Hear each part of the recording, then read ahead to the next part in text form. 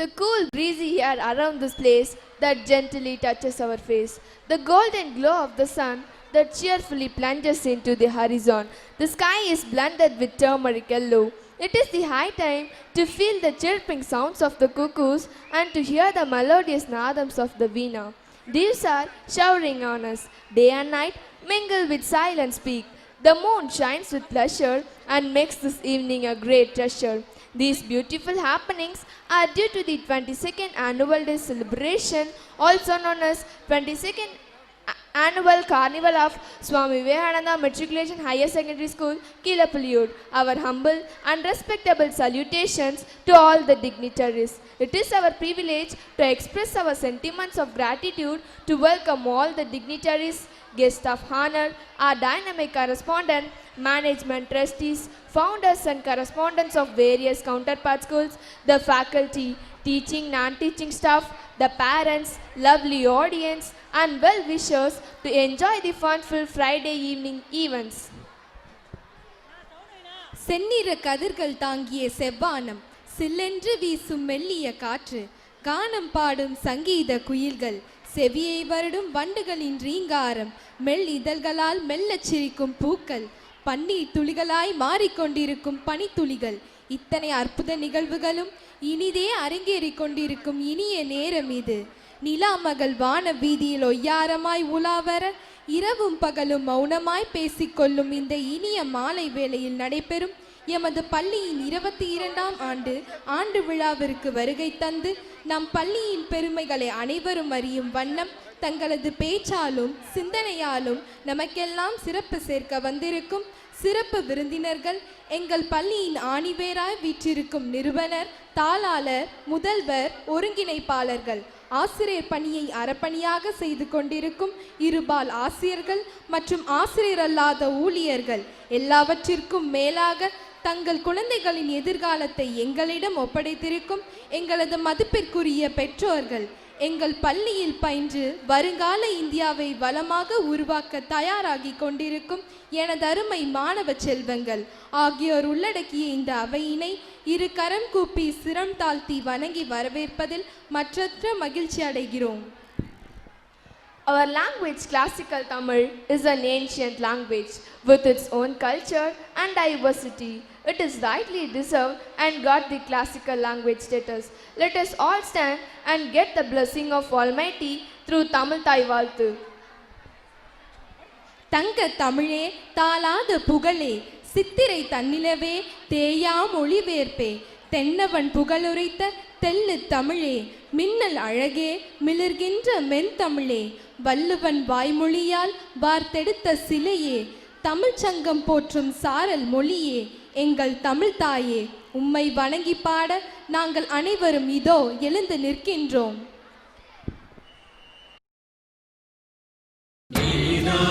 கடலுடுத்த நிலமடந்த கெழிகொழுகும் சீராரும் பதனமென திகழ்படக கண்டமெனில் திக்கணமும் அதிர்ச்சிறந்த திராவிடர்கள் திருநாடும்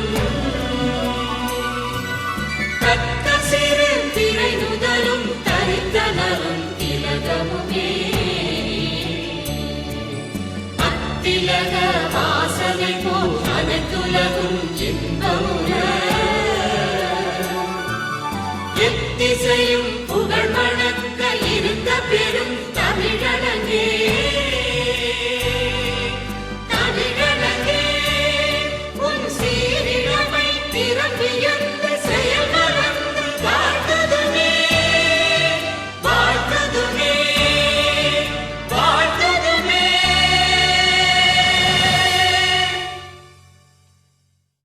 Darshanam, Sagala Papa Vimoshanam. Yes, lighting and worshipping the lamp in the evening will bless us and eradicate all evils. It gives us spirit and prosperity. The 5 nozzles of the lamp are the elements needed for a successful life: love, determination, tolerance, witty, patience. We invite our respected and beloved dignitaries to light the lamp. தீபம் ஜோதி பரபிம்பம் தீபனக சன்யா தீபம் நமோஸ்துதே. இருண்ட வாழ்வில் விளக்கேற்றிவிட்டு அங்கேயே காக்கும் தீபம் தெய்வமாகிறது. மாலையில் ஏற்றும் விளக்கு மகிமையுடையது.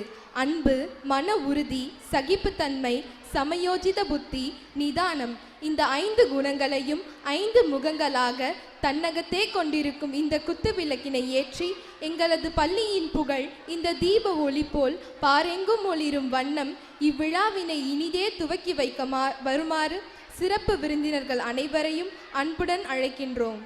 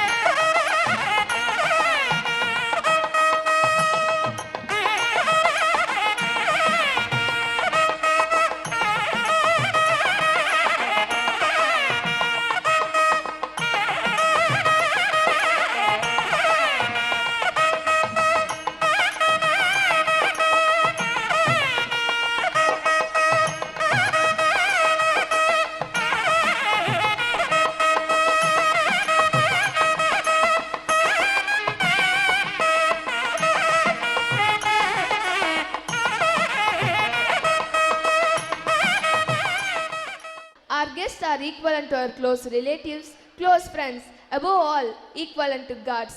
More we welcome our guests, more our prosperity. Welcoming the guest is our culture. Doing it in a grand manner is our school nature.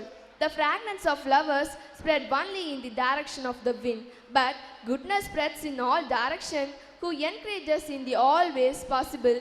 Likewise, you are our real life winners and role models to great human being, a man of simplicity.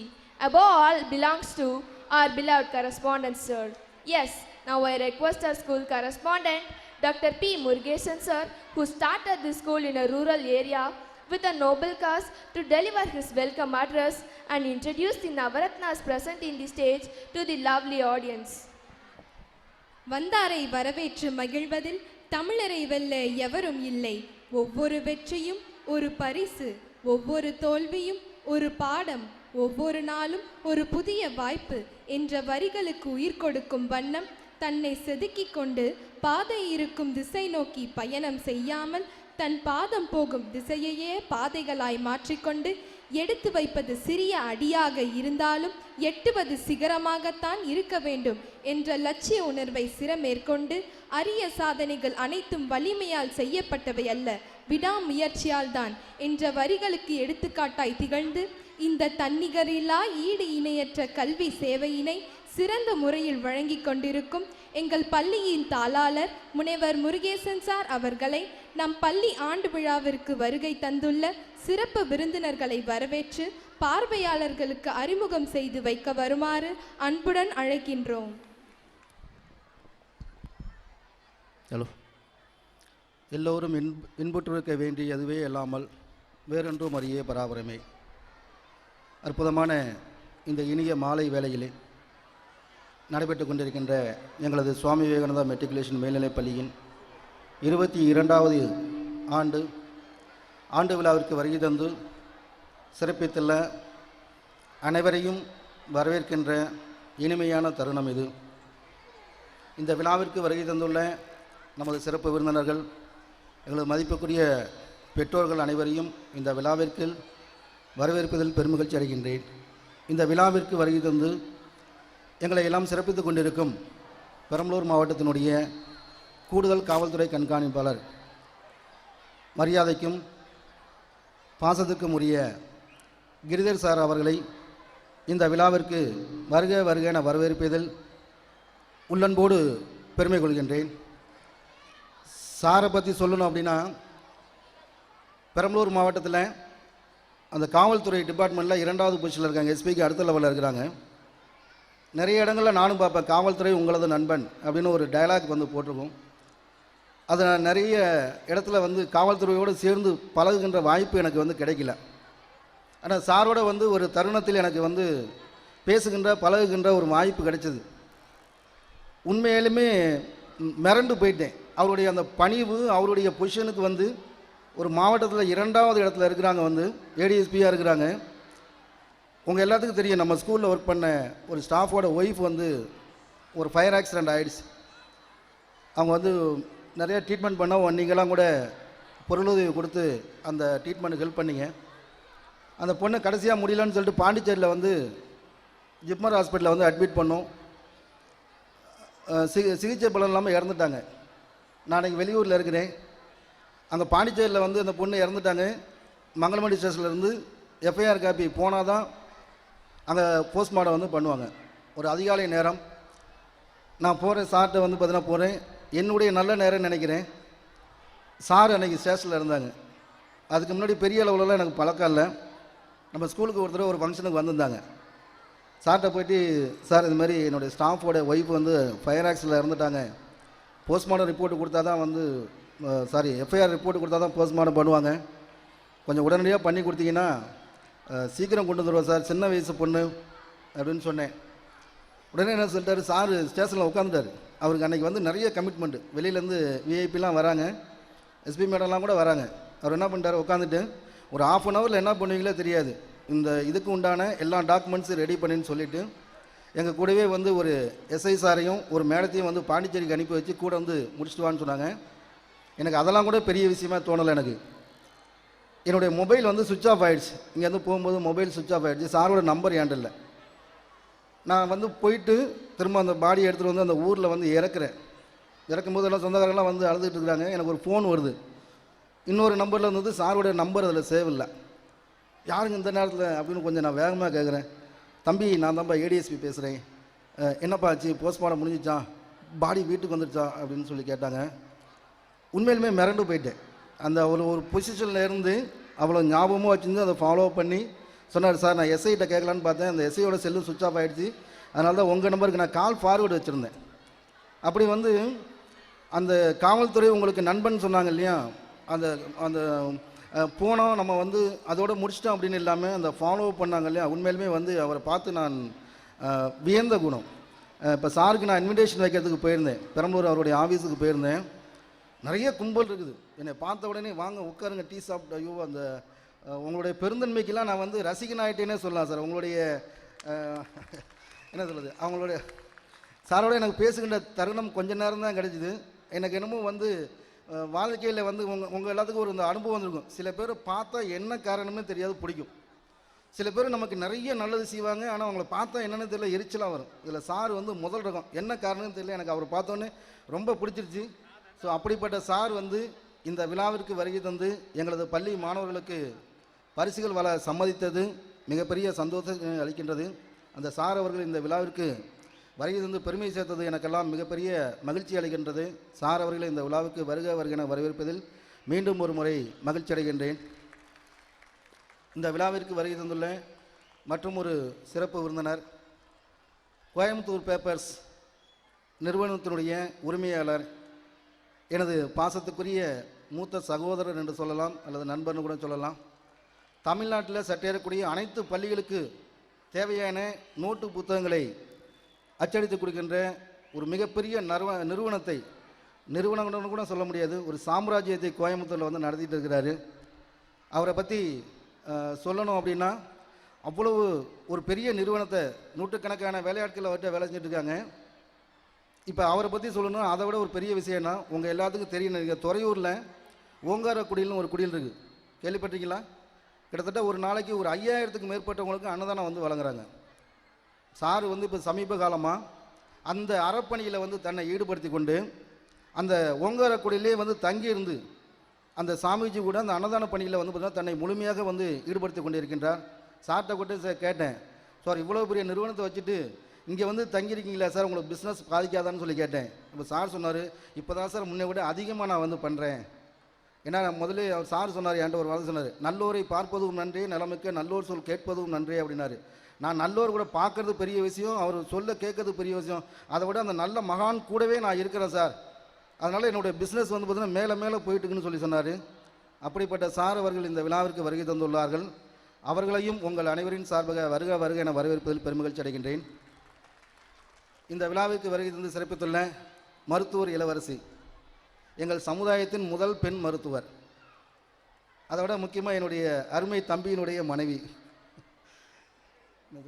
ஒரு மருத்துவம் படித்த உண்டான எந்த ஒரு தலைக்கணமும் இல்லாத ஒரு சராசர பெண்மணி. இப்போ எங்களுடைய சமுதாயத்தில் என்னது உடல்நிலை சரியில்லை, எந்த விஷயமா இருந்தாலும் அவங்ககிட்ட எனி டைம் வந்து ஃபோன் பண்ணி கேட்கலாம். அவங்களுக்கு என்ன வேலையாக இருந்தாலும் அவங்களுக்கு தெரிஞ்ச ஆலோசனைகள் வந்து பார்த்திங்கன்னா வழங்குறதுல ஒரு சின்ன முகச்சொலிப்பு கூட இல்லை. அப்படிப்பட்ட என்னோடய தம்பியினுடைய மனைவி இந்த விழாவிற்கு வந்தது எனக்கெல்லாம் மிகப்பெரிய சந்தோஷம். இளவரசி அருண் பிரசாத் அவர்களை இந்த விழாவிற்கு வருக வருக என வரவேற்பதில் பெருமகிழ்ச்சி அடைகின்றேன். இந்த விழாவிற்கு வருகை தந்து எங்களை சிறப்பித்துக் கொண்டிருக்கும் பெரம்பலூர் பாரத ஸ்டேட் வங்கியினுடைய துணை மேலாளர் ரேகா அவர்களை இந்த விழாவிற்கு வருக வருக என வரவேற்பதில் பெருமகிழ்ச்சி அடைகின்றேன். இந்த ரேகாவுக்கும் எனக்குமான பந்தம் உங்கள் எல்லாத்துக்கும் தெரியுமான்னு தெரியல. அந்த ரேகா வந்து நம்ம ஸ்கூலோட ஓல்டு ஸ்டூடெண்ட்ஸ். கொஞ்சம் ஏந்திரிங்க மேடம். நம்ம ஸ்கூலில் வந்து முதலில் ஒரு நல்ல வேலைக்கு போன பெண் இவங்க தான். எனக்கு ஒரு ஆசை வந்து நம்ம ஸ்கூலில் வந்து படித்த பிள்ளைங்க எல்லாம் நல்ல லெவலுக்கு போயிட்டுருக்குறாங்க, அவங்களையெல்லாம் கூப்பிட்டு வச்சு ஒரு ஆனுவல் டே ஃபங்க்ஷனில் உட்கார வைக்கணும்னு நினச்சேன். அதுக்கு எனக்கு முதல்ல வந்து கிடைச்சது வந்து ரேகா. என் மொபைலில் வந்து ரேகான்னு எழுதியிருக்கிறத விட டாக்டர் ரேகான்னு தான் எழுதியிருக்கேன். நான் அப்போ அவள் படிக்கும்போதே சொல்லுவேன் வந்து என்னுடைய மூத்த பொண்ணு நீ தான் அப்படின்னு சொல்லுவேன். நல்லா படிக்கக்கூடிய திறமை. நம்ம ஸ்கூலில் அவங்க படிக்கும்போது வந்து மெட்ரிக் சிலபஸ், அப்போ வந்து சிலபஸில் அவங்க தான் ஃபஸ்ட் மார்க். இவங்க டிஸ்ட்ரிக்ட் ரேங்க் வாங்குவாங்கன்னு சொல்லி எதிர்பார்த்துக்கிட்டு இருந்தேன். அந்த எக்ஸாமுக்கு 1 வீக் முன்னாடி இவங்களுக்கு உடம்பு சரியில்லாமல் போயிடுச்சு. அவங்க அப்பா இந்த ஊரில் வந்து மருத்துவம் பார்த்துக்கிட்டு இருந்தார். என்னுடைய கெட்ட நேரமே என்னமோ அவர் அந்த டைமில் ஒரு டூர் ஒன்று வெளியூர் டூர் போயிட்டார். எக்ஸாம் போகுது, இவளுக்கு உடம்பு சரியில்லை. இவள் ஃபஸ்ட்டு மார்க் வாங்கக்கூடிய பொண்ணு. இப்போல்லாம் கூட நிறைய வசதிகள் வந்துடுச்சு. அப்போல்லாம் என்னென்னா படிக்கின்ற காலத்திலலாம் காலையில் 4 மணிக்கு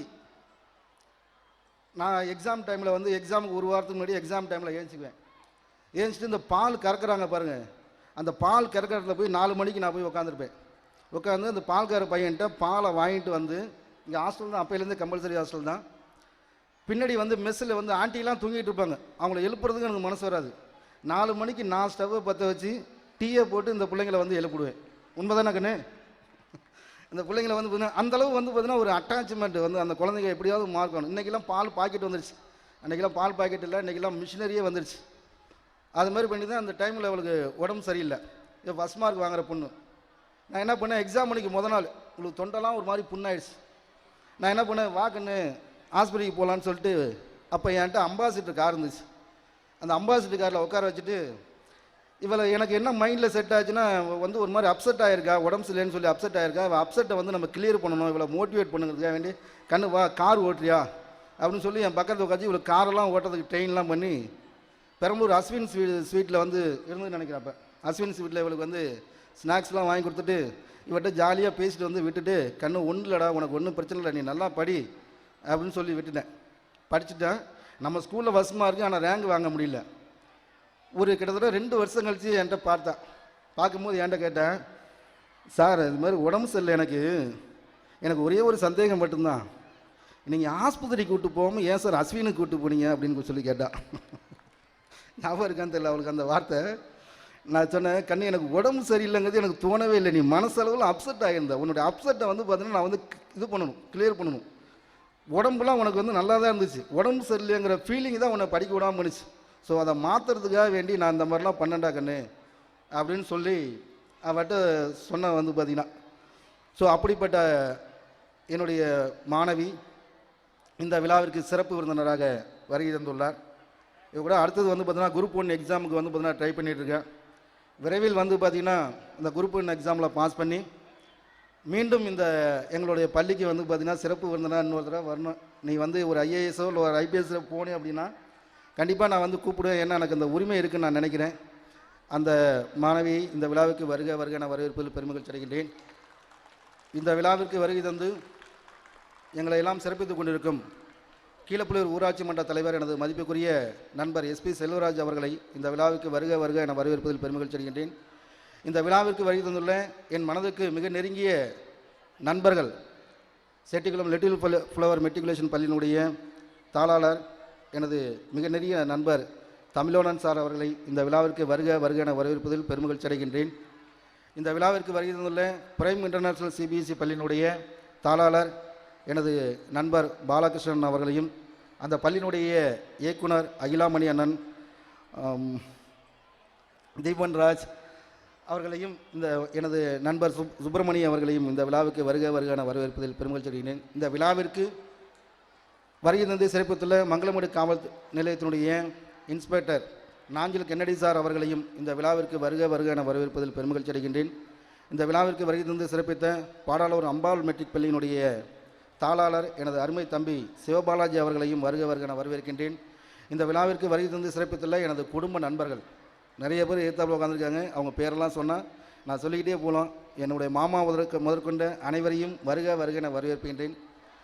இது எல்லாத்த விட மிக முக்கியமாக வந்து இந்த பள்ளி இந்தளவு வளர்ந்துருக்குது அப்படின்னு சொன்னால் அதுக்கு அடிப்படை காரணமாக இருக்கின்ற எனக்கு எதிரே அமர்ந்திருக்கின்ற எங்களது மதிப்புக்குரிய இந்த பள்ளியில் தங்களுடைய குழந்தைகளை படிக்க வைத்துக் கொண்டிருக்கின்ற எனது அருமை பெற்றோர்களை வருக வருக வரவேற்பதில் பெருமகிழ்ச்சி அடைகின்றேன்.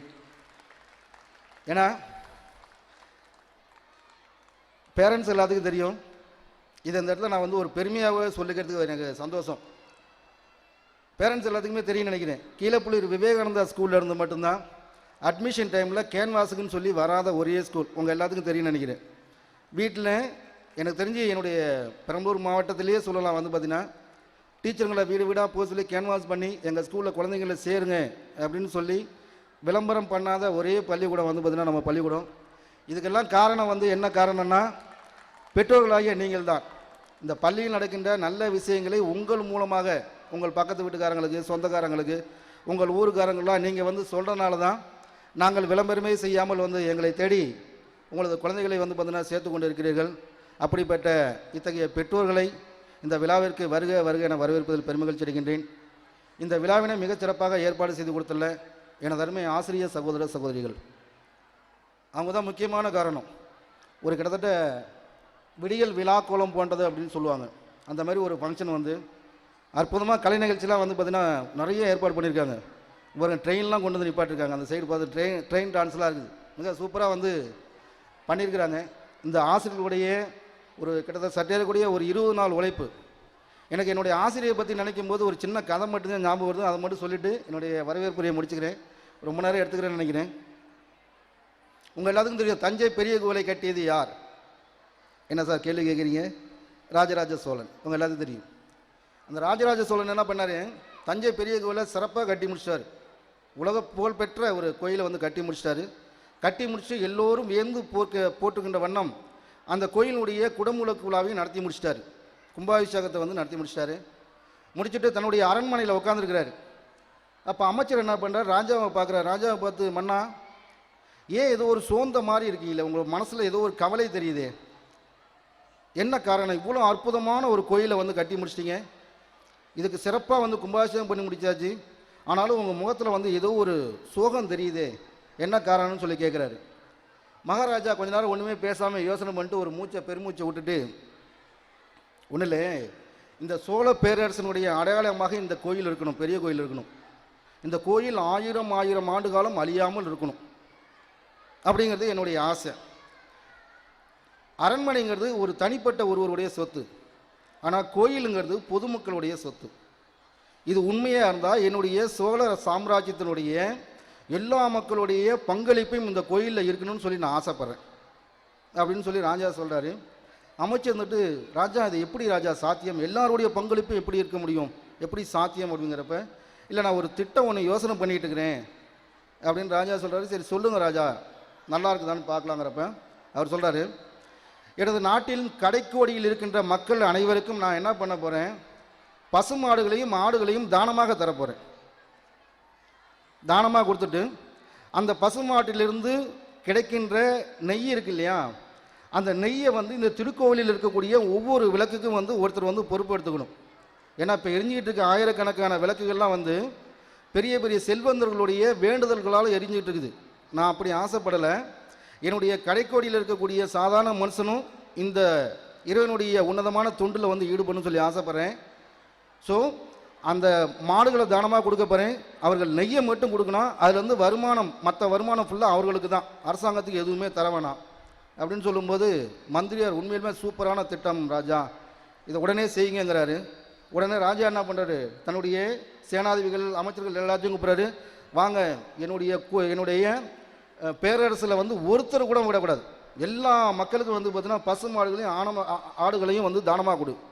அவங்ககிட்ட எந்த விதமான கட்டுப்பாடும் சொல்லாத. ஒரே ஒரு விஷயம் மட்டும்தான், ஒவ்வொருத்தருக்கும் ஒரு விளக்கு வந்து ஒதுக்கப்பட்டிருக்கும். அதுக்கு அவங்க காலம் முழுக்க வந்து பார்த்தீங்கன்னா நெய் கொடுக்கணும். இந்த விளக்கு வந்து அமையக்கூடாது. இது மட்டும்தான் கண்டிஷன் அப்படின்றாரு.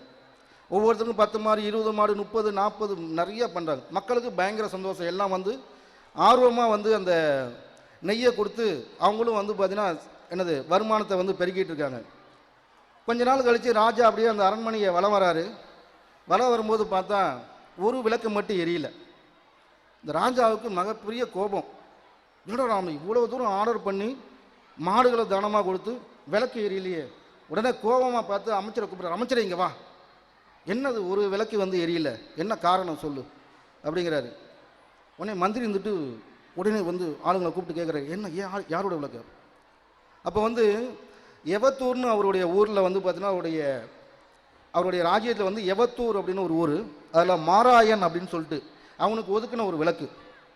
இந்த விளக்கு எத்தனை நாளாக எரியல? ராஜா கேட்குறாரு. ஒரு வாரமாக விளக்கு எரியல. ஒரு வாரமாக விளக்கு எரியலையா? ஒரு கடவுளுடைய பணியை உதாசீனப்படுத்துவன் எவன்? எனக்கு அவனை உடனே பார்க்கணும். உடனே ரதத்தை எடு, நாம் ஊருக்கு விடு அப்படிங்கிறார். உடனே வண்டி எடுத்துகிட்டு ரதத்தில் போகிறாங்க. அந்த எவத்தூருக்கு போகிறாங்க. போனால் அந்த மாராயனுடைய வீடு எங்கே இருக்குன்னு பார்த்தா ஒரு சாதாரண ஒரு குடிசை வீடு. ராஜா தேரில் உட்காந்துட்டு, மாராயா மன்னன் வந்திருக்கிறேன் வா அப்படின்னு சொல்லி கேட்குறேன். உள்ளே வந்து பார்த்தீங்கன்னா மாராயன் வெளியில் வரல. உள்ள ஒரு விசும்பல் சத்தமும் ஒரு சின்ன குழந்தையோட அழுகல் சத்தம் மட்டும் கேட்குது. ராஜாவுக்கு ஒன்றுமே புரியல. கொஞ்ச நேரம் கழித்து அந்த கதவை திறந்துட்டு கசங்கின சேலையோட தலைமுடியெல்லாம் விரித்து போட்டு ஒரு மெலிசான ஒரு கை குழந்தையை இடுப்பில் தூக்கிட்டு ஒரு பொண்ணு ஓடியாந்து ராஜாவுடைய காலில் விழுந்து கும்புற. ராஜா என்னை மன்னிச்சிருங்க. யாருமா நீ? யார்? ஏன் என் காலில் விழுந்து கும்புற? நான் மாராயனுடைய வந்து பார்த்தீங்கன்னா மனைவி. அப்படியா? எங்கம்மா உன் வீட்டுக்காரன்? மன்னா, ஒரு மாதத்துக்கு முன்னாடி நம்முடைய நாட்டில் வந்து வெள்ளப்பெருக்கு ஏற்பட்டது, காவேரியில் வெள்ளப்பெருக்கு ஏற்பட்டது. அந்த வெள்ளப்பெருக்கில் நீங்கள் கொடுத்த 40 மாடும் என் வீட்டுக்காரன் வந்து அடிச்சுட்டு போயிட்டாங்க, அதில் வந்து இறந்துட்டாங்கன்னு சொல்கிறார். ராஜா உடனே திரும்பி பார்க்குறாரு. அப்படியா அப்படிங்கிறாரு. அந்த ஊர் பொதுமக்கள்லாம் ராஜா வந்தோடனே ஊர் பொதுமக்கள்லாம் வந்துட்டாங்க. ஊர் பொதுமக்கள்லாம் ஆமாம் மகாராஜா, இது மாதிரி 1 மாதத்துக்கு முன்னாடியே இறந்துட்டாங்க அப்படின்னு சொல்கிறார். ராஜா உடனே 1 மாதம் இறந்துட்டாரா? அம்மா கோச்சிக்காத, கவலைப்படாத அப்படின்னு சொல்லிட்டு திரும்ப ரதம் எடுக்க சொல்கிறதுக்கு முன்னாடி அவர் திடீர்னு ஒரு யோசனை வந்து, என்ன நிப்பாட்டி இங்கே வாமா, உன் கணவர் வந்து 1 மாதத்துக்கு முன்னாடி இறந்துட்டாருன்னு சொல்லி சொல்கிறேன்.